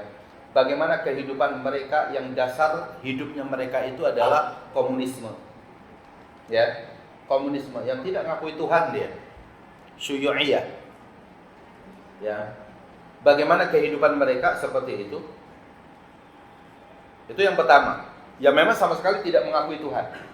Itu yang pertama. Coba kita lihat di situ dan dianalisa di situ kehidupan mereka seperti apa. Tingkat misalkan kriminalitasnya seperti apa, dan bagaimana ketika ada masalah dalam hidupnya seperti apa, itu bisa terlihat. Yang kedua, sebagai bandingannya adalah apa? Dia ngaku beragama, tapi agama mereka sesat. Min ahlil kitab, Yahudi maupun Nasrani misalkan, yang cara beragamanya itu tidak sebagaimana agama yang Allah turunkan, ya kan? Tapi mereka mengakui Tuhan. Mereka mengakui Tuhan, ahlul kitab. Gitu. Ini bagaimana mereka seperti itu? Lalu kemudian mereka meninggalkan, ya sebagian mereka meninggalkan agama mereka. Sudah mereka agama yang salah, kemudian mereka tinggalkan. Yang seakan-akan kemudian mereka sendiri, ya itu seperti kelompok yang pertama tadi. Sampai ada seorang pemikir Islam dari Timur Tengah, dia mengatakan bahwa orang-orang Barat itu maju karena mereka meninggalkan agama mereka. Agama mereka itu adalah apa? Ya, agama mereka itu adalah agama yang awalnya mereka ada kaitannya dengan as-sama, langit, syariat langit. Seperti misalkan orang Yahudi kan nisbatnya kepada Nabi Musa alaihi salam. Ada orang Nasrani, nisbatnya penyandarannya kepada Nabi Isa alaihi salam. Mereka punya kitab Taurat, mereka punya kitab Injil.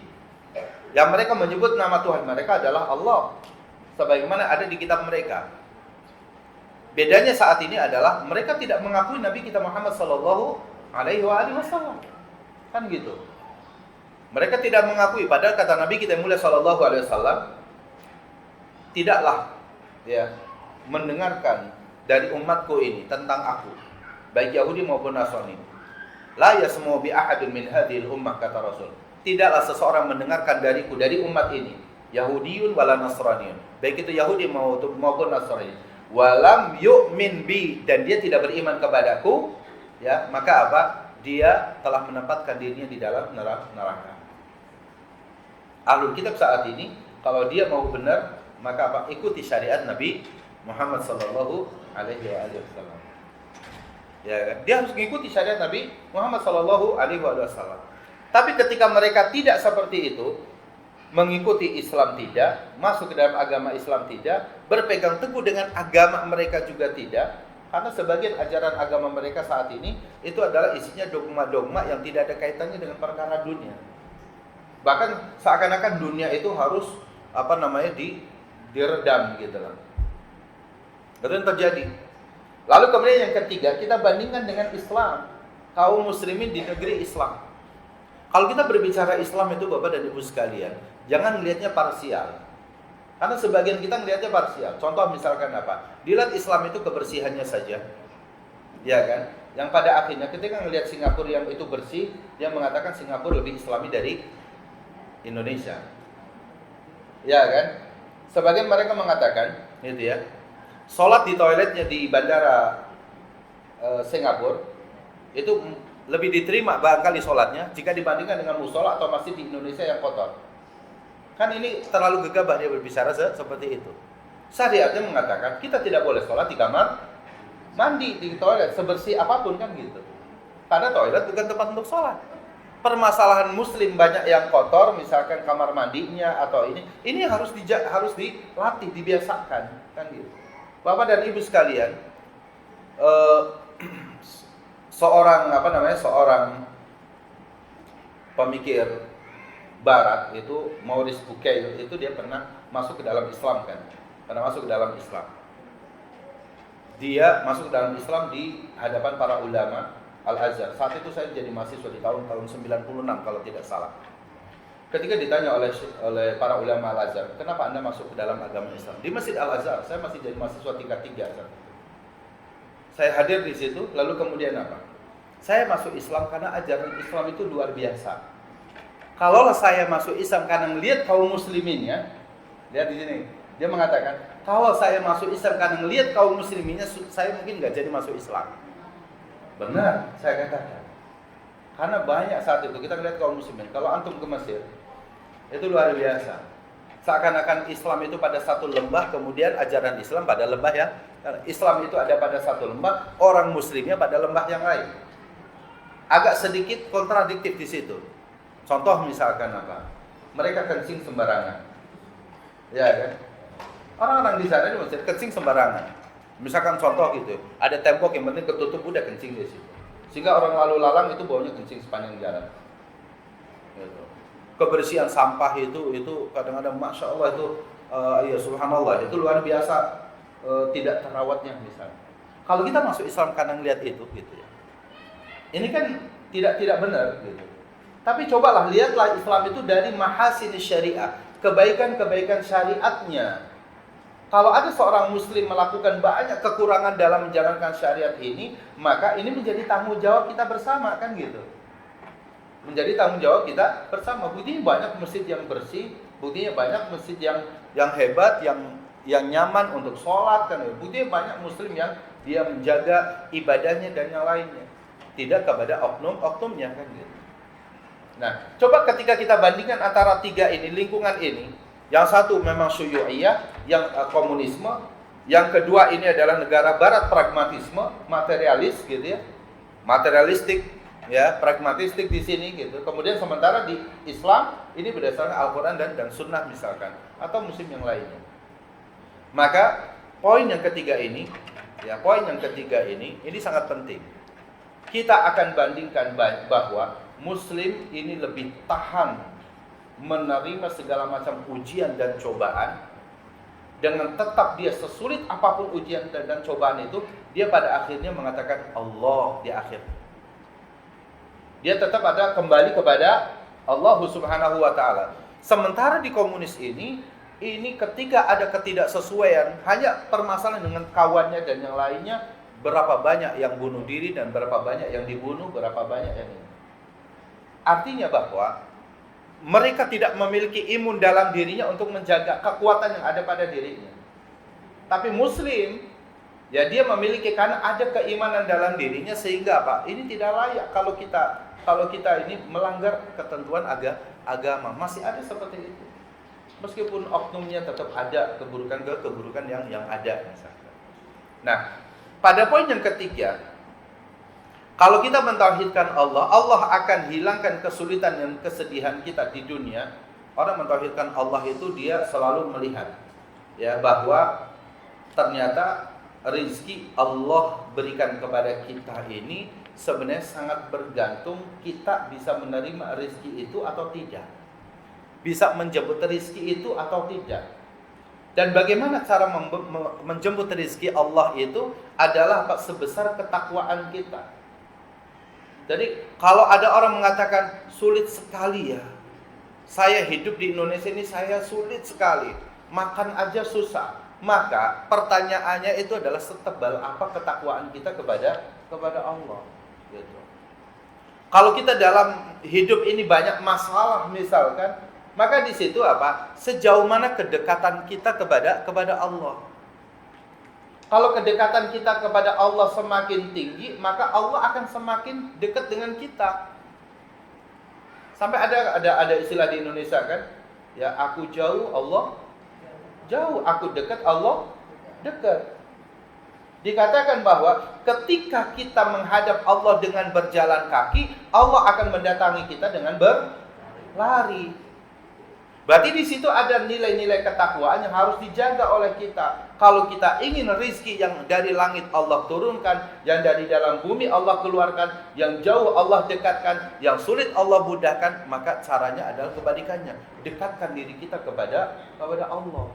Dengan apa cara mendekatkan diri kita kepada Allah? Dengan ketakwaan. Wa man yattaqillaha yaj'al lahu makhraja wa yarzuqhu min haitsu la yahtasib. Surat At-Talaq ayat 2 dan ayat 3 ini menjadi dalil bagi kita.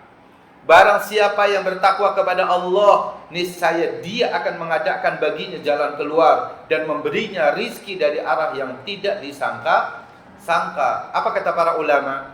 Seseorang tidak dikatakan bertakwa kepada Allah kalau dia tidak bertauhid. Kalau dia tidak bertauhid, ya. Orang yang bertauhid dan orang yang bertakwa akan dihilangkan kesulitan-kesulitan dunia dan akan diberikan jalan keluar dari berbagai masalah hidupnya. Jadi sering kita menganalisa ya. Sering kita menganalisa orang-orang yang sulit secara ekonomi, ya, sulit secara ekonomi, hanya sekedar kadang-kadang untuk makan aja susah atau apa gitu ya. Pertama, kita ngelihat dia tidak bagus dalam memintanya kepada Allah Subhanahu wa taala. Dia enggak bagus cara memintanya kepada Allah. Bisa kita bayangkan, ada anak kita meminta sesuatu kepada orang tuanya, ya anak kita meminta kepada kita, tapi cara mintanya enggak bagus. Dengan cara maksa, gitu kan? Dengan cara membentak kita, dengan cara menyepelekan kita. Kira-kira kita akan kasih banyak atau tidak? Ya udah kasih sekedarnya aja. Ya udah dan ini udah pergi sana kan gitu. Padahal seperti itu. Allah Subhanahu wa taala di dalam hadis qudsi dikatakan, apabila rizki itu terlambat sampai kepada kita, ini dalam hadis qudsi. Apabila rizki Allah itu terlambat sampainya kepada kita, fa ajmilu fit talab, perbaiki cara memintanya. Perbaiki cara memintanya. Bagaimana cara yang baik meminta kepada Allah? Pujilah Allah Subhanahu wa taala dengan sebanyak-banyaknya. Pujilah Allah Azza wa Jalla. Ya. Sanjunglah Allah Subhanahu wa taala sebagaimana pelajaran Al-Fatihah. Al-Fatihah itu permintaan kita itu kan pada ayat yang kelima. Ihdinas siratal mustaqim, itu permintaan kita Bapak dan Ibu sekalian. Permintaan kita, ya Allah, berilah petunjuk kepadaku dan juga berikanlah ya kami jalan untuk terus berada di jalan yang lurus ini. Ihdinas shiratal mustaqim. Itu permintaannya. Tapi sebelum meminta kita menyanjung, memuji Allah Subhanahu wa taala, Bismillahirrahmanirrahim, dengan menyebut nama Allah yang Maha Pengasih lagi Maha Penyayang. Alhamdulillahirabbil alamin. Segala puji bagi Allah, Engkau Rabb semesta alam. Ya. Ar-Rahmanir Rahim, yang diulang lagi tuh, yang Maha Pengasih lagi Maha Penyayang. Maliki yaumiddin, Engkau raja pada hari pembalasan. Engkaulah yang hanya bisa membalas segala sesuatunya. Iyyaka na'bud wa iyyaka nasta'in. Hanya kepada Engkau ya Allah kami beribadah, dan hanya kepada Engkau kami minta pertolongan. Seakan-akan kita mengatakan, ya Allah, aku ini tidak beribadah kepada siapapun. Aku beribadah hanya kepadamu ya Allah. Aku tidak minta kepada siapapun ya Allah. Semua hajatku akan aku mintakan kepada Engkau. Iyyaka nasta'in, hanya pada Engkau kami meminta. Kami tidak meminta kepada yang lain. Baru kemudian ihdinas shiratal mustaqim. Pelajaran dari surah Al-Fatihah ini penting bagi kita. Kalau kita rizki terlambat datang kepada kita, sulit kita nih, perbaiki. Fa'ajmilu, kata Rasul, fa'ajmilu fi thalab. Perbagus cara memintanya kepada Allah. Perbagus cara mintanya. Jangan tergesa-gesa, ya Allah, aku sudah doa sekian kali, saya rasanya bosan ya Allah, saya meminta kepada ya udah. Kalau bosan sudah selesai. Kata Allah juga, Anda beribadah 1000 tahun tidak mengurangi, ya, tidak mengurangi dari apa yang aku miliki, kata Allah. Karena yang membutuhkan Allah adalah kita. Ya, maka perbagus cara meminta kita kepada Allah Subhanahu wa taala. Orang yang mohon maaf ya, orang yang tinggal di kontrakan yang sempit, motor saja nggak masuk, lalu kemudian berdoa minta kepada Allah diberikan mobil Pajero, tidak dikasihkan, tidak dikabulkan oleh Allah Subhanahu wa taala. Karena Allah tahu kalau dikasihkan, itu bisa-bisa tinggalnya di dalam mobil. Tidurnya di dalam mobil, motor aja tidak bisa masuk, ya kan? Maka fa'ajmilu fi thalab. Perbaiki cara memintanya kepada Allah Subhanahu wa taala, bukan itu, tapi cara ada prioritas. Ya Allah, berikanlah kepadaku, semoga Engkau memberikan kemudahan. Aku pengen punya rumah sendiri. Jadi kontraktor sudah lama. Ya, ngontrak sana, ngontrak sini gitu ya. Ya Allah, berikan kepada saya punya kesempatan rumah yang bisa mobil masuk gitu. Itu doa itu dulu gitu. Kalau nanti itu udah dikabulkan, baru tambah lagi. Allah juga sangat cinta untuk diminta, Bapak dan Ibu. Innallaha yuhibbu an yus'al. Allah cinta untuk diminta. Wa yaghdab 'ala man lam yas'al, dan Allah marah kalau tidak meminta. Tapi mintanya itu bertahap. Mana prioritas dulu gitu ya. Mungkin enggak, ya Allah berikanlah pada saya anak yang soleh. Nikah aja belum. Betul enggak? Berarti doanya harus apa? Ya Allah berikanlah kepada saya pasangan yang soleh, karuniakanlah calon istri yang soleh, calon suami yang soleh. Baru kalau udah nikah, ya Allah Rabbi habli minas solihin. Jangan dibolak-balik. Ya Allah karuniakanlah kepada saya anak yang soleh. Nikah aja belum. Nah gitu ya. Kira-kira seperti itu. Jadi itu fa'ajmilu fi thalab. Jadi kata Allah Subhanahu wa taala dalam hadis qudsi, apabila rizki itu terlambat datang kepada kita, mintalah cara yang baik, meminta kepada Allah. Ini dari hasil nilai-nilai apa ketauhidan yang ada pada diri kita sekalian. Allah taala a'la wa a'lam. Kita baru bisa mencapai di poin ketiga nih Bapak dan Ibu sekalian. Ya, waktunya sudah habis. Sehingga kita soal dan jawab insyaallah. Semoga dari 3 poin ini bermanfaat untuk kita sekalian.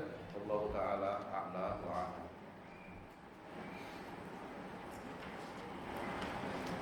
Ustaz, setiap anak dapat bagian sama rata luas tanahnya, laki dan perempuan. Yang perempuan haruskah membagi lagi bagiannya ke saudara yang laki-laki? Pertanyaannya ini warisan atau hibah kan gitu ya. Kalau hibah boleh, laki dan perempuan hibah sama gitu, itu boleh gitu. Jadi sama luas tanahnya, sama mungkin bagian depan dan belakangnya tanah gitu ya, posisi maksudnya itu sama gitu. Jadi i'dilu fil hibah. Ya. berbuat adilah dalam pemberian hibah. Luas tanah, kalau ternyata yang satu di kampung, yang satu di kota kan beda. Yang satu menghadap ke jalan raya, yang satu paling jauh di belakang kan beda pastinya. Itu juga tidak adil. Dan ketidakadilan dalam memberikan hibah ini kan bermasalah di akhirat. Ya, itu nggak boleh. Ya.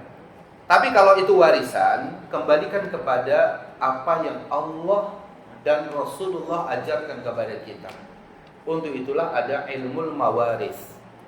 Bapak dan Ibu sekalian yang sudah ngaji kita saat ini, ya, perlakukan harta sebagaimana apa yang dimaui oleh harta tersebut, karena harta itu juga dimiliki oleh kita atas izin Allah Subhanahu wa Ta'ala. Allah sudah mengatur harta itu lidzakari mislu hadzil unthayain. Bagi laki-laki memiliki 2 bagian dari perempuan. Ya. Insya Allah kalau kita ikhlas dengan apa yang Allah dan Rasulnya ajarkan, maka keberkahan itu akan ada. Dan yang perlu kita sampaikan, misalkan kepada para ummahat, ibu-ibu, ya, atau anak perempuan yang dapat satu bagian dari laki-laki. Ibu-ibu kalau dapat satu bagian itu mutlak milik ibu sendiri. Milik ibu sendiri, mutlak itu. Ya, bahkan kalau dia sudah bersuami, maka suaminya pun tidak bisa menggunakan itu kecuali atas izinnya. Tapi seorang suami yang dapat, seorang anak laki-laki yang dapat 2 bagian warisan, masih punya kewajiban menafkahi siapa ibunya. Karena ibunya cuma dapat 1/8 karena ada kita anak. Kalau nggak punya anak, ibu dapat 1/4, gitu kan? Maka dari 1/8 itu kan masih kurang. Ditambahin tuh oleh kita anak laki-laki masih bertanggung jawab. Anak perempuan tidak bertanggung jawab itu. Ya kan? Lalu kemudian kalau kita anak laki-laki, kita masih punya bibi, masih punya paman yang kurang ininya, kita masih punya kewajiban. Bahkan setelah dibagi semua, ternyata anak laki-laki yang tadi dapat 2 bagian, itu hasilnya cuma sedikit. Lebih besar dari yang 1 bagian milik saudara kita yang perempuan. Jadi Islam itu tahu, Rasulullah dan Allah Subhanahu wa Ta'ala dan Rasulnya mengetahui mana kemaslahatan harta tersebut. Ikhlaskan pembagian itu dengan harta. Harta kita ini milik Allah Subhanahu wa Ta'ala. Bahkan selalu harus kita ajarkan kepada anak-anak kita. Mestinya tidak perlu bangga ketika kita mendapatkan harta warisan dari orang tua. Karena sebaik-baik harta itu adalah yang kita usahakan sendiri. Seperti Nabi Daud alaihi salam, dia makan, dia apa dari hasil jerih payah sendiri. Kalau ada seorang anak hanya hidup dia membanggakan harta warisan orang tuanya, itu penakut namanya. Ya. Tapi yang bagus adalah kalau memang Allah berikan keluasan rezeki kepada seorang anak yang mendapatkan harta warisan yang banyak gitu ya, maka ada tuntutan, manfaatkan harta tersebut di jalan Allah. Jangan disia-siakan harta tersebut. Ya.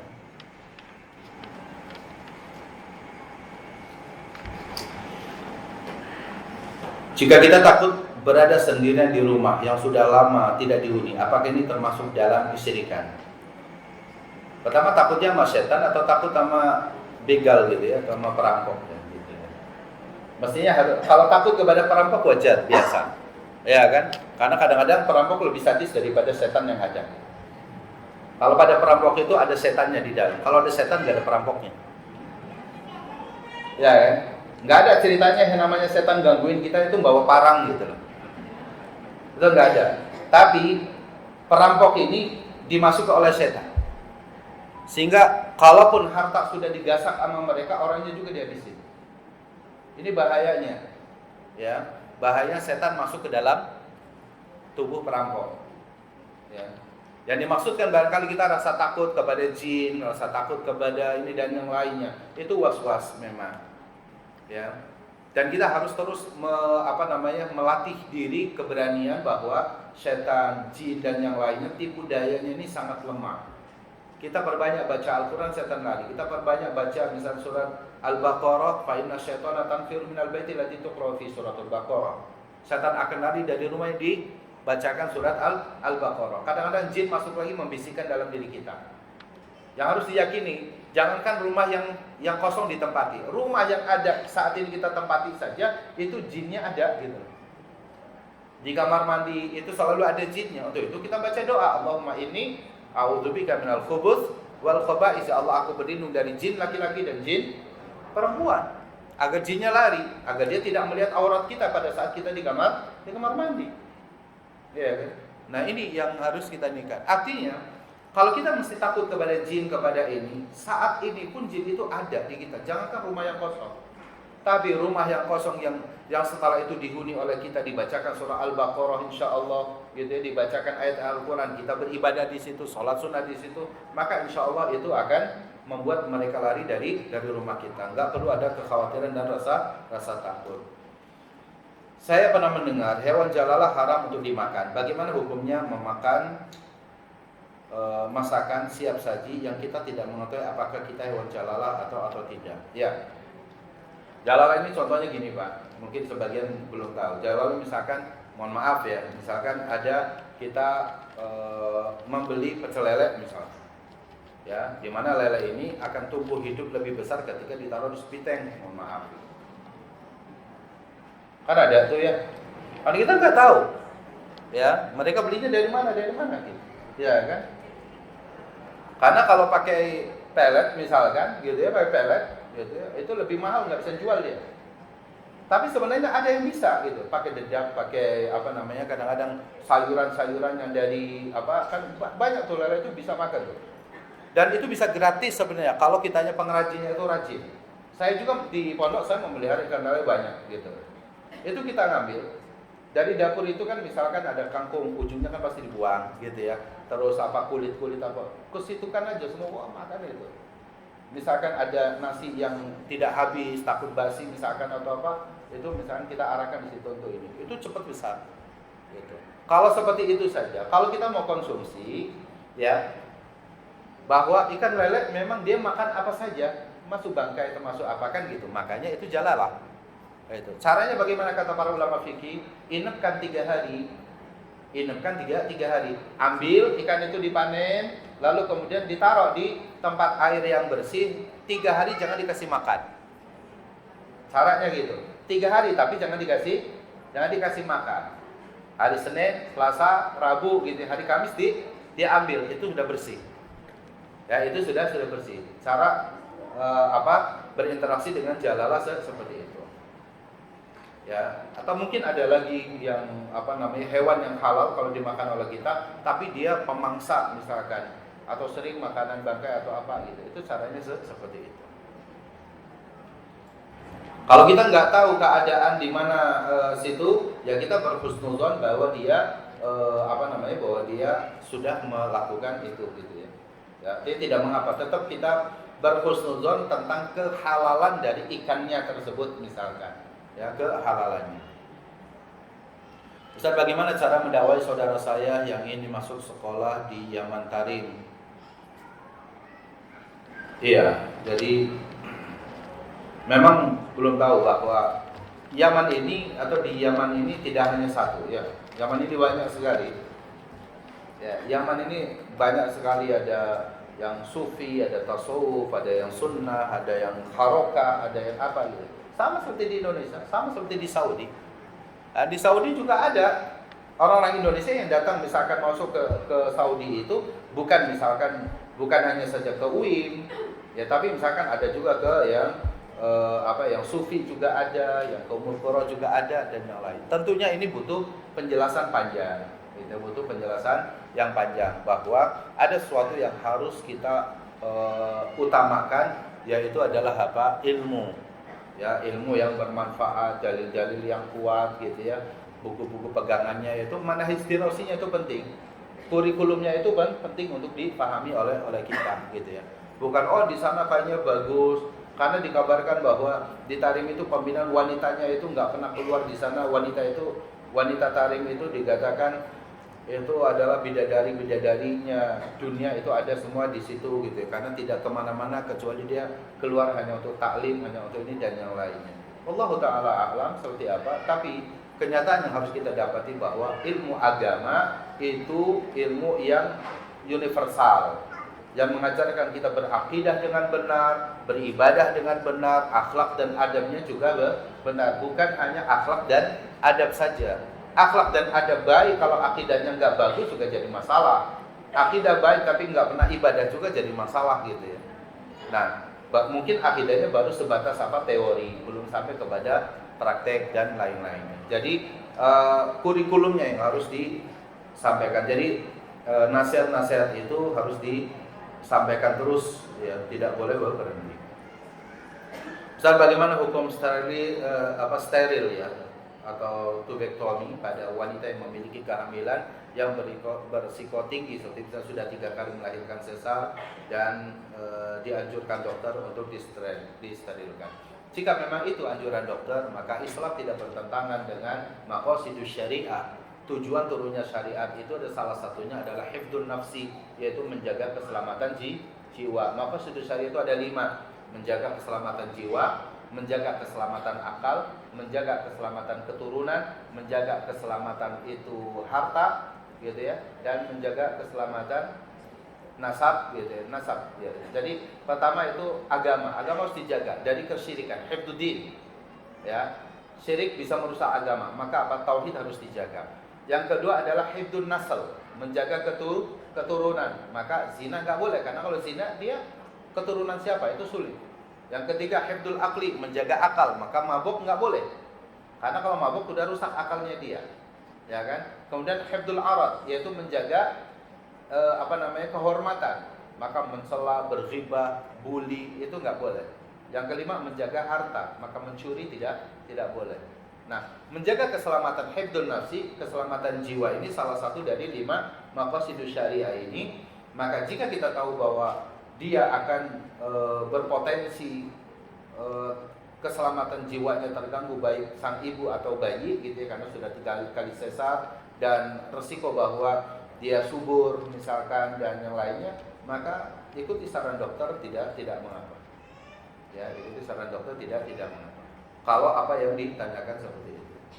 Terakhir, Ustaz, apakah boleh rumah diruqyah dengan membawa orang atau ahli ruqyah? Kalau rumah belum laku-laku sebab ada yang menutup rezeki dari rumah itu, ini nggak boleh. Saya juga sama, Ibu. Ya, saya punya rumah kecil itu di wilayah Setu Wanayasa, di situ udaranya dingin, bagus atau apa gitu ya. Saya paling menjual itu, saya sekarang mau jual itu sesuai dengan harga yang misalkan yang saya beli itu aja, saya nggak nambah keuntungan apa-apa gitu. Cuman permasalahannya adalah bukan karena ada jin yang menutupi gitu. Ada orang yang menutupi jalan rumah tersebut. Jadi orang yang mau beli itu jalannya ditutup sama dia. Waktu akad nggak begitu. Jadi ini mukhaliful akad di awal. Gitu. Ternyata akad saya dengan saudaranya ini tuh sudah hijrah kemana, keluarganya sebenarnya nggak setuju rumah itu dijual ke orang lain. Saya nggak tahu itu. Setelah saya beli ternyata dia nggak ngasih jalan. Jadi orang mau beli kan jalan susah, bukan jin yang nutup. Rumah ini. Jadi jangan percaya kalau misalkan ada jin yang menutup ini dan yang lain-lainnya. Itu enggak. Mungkin ya saat ini memang kondisi orang lagi susah. Pasca Covid ini belum normal secara ekonomi. Husnudzon saja. Suatu ketika saya yakin itu orang akan ada yang belikan gitu. Yang kedua mungkin tempat kita kurang strategis.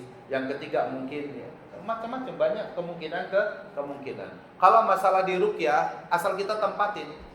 Kalau tidak ditempatin tapi dibaca surah Al-Baqarah tapi nggak ditempatin, untuk siapa gitu.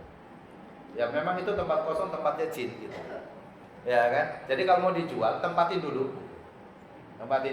Kemudian ini jadi aman, ada munawar lah ya, jadi bercahaya rumah tersebut. Tidak kelihatan angker, tidak kelihatan dibersihkan, dirapikan dan yang lain-lain.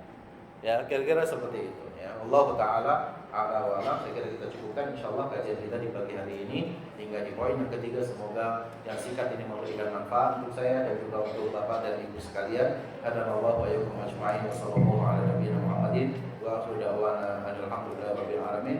Assalamualaikum warahmatullahi wabarakatuh.